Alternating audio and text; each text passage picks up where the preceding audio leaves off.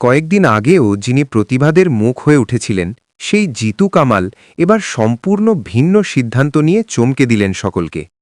এরাও মানুষ ছবির শুটিং নিয়ে প্রযোজনা সংস্থার সঙ্গে তীব্র দ্বন্দ্ব তৈরি হয়েছিল তার। শুটিং সেটে অসুস্থ হয়ে পড়া, জোর করে কাজ করানোর অভিযোগ, সব মিলিয়ে পরিস্থিতি বেশ উত্তপ্ত হয়ে উঠেছিল। এমনকি আর্টিস্ট ফোরামে অভিযোগ জানানোর পর অনেকেই ভেবেছিলেন বিষয়টি আরও বড় আকার নেবে, কিন্তু বাস্তবে হলো উল্টোটা।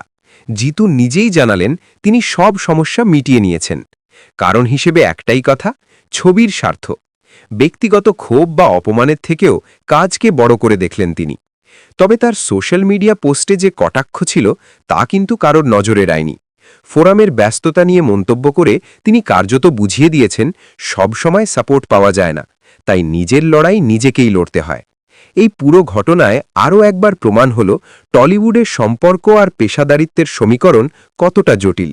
বাইরে থেকে সব ঠিকঠাক মনে হলেও ভেতরে অনেক অজানা টানাপোড়েন থেকেই যায়। এখন পরিস্থিতি স্বাভাবিক, আর এই ছবিতে জিতুর সঙ্গে স্ক্রিন শেয়ার করবেন শ্রাবন্তী চট্টোপাধ্যায়।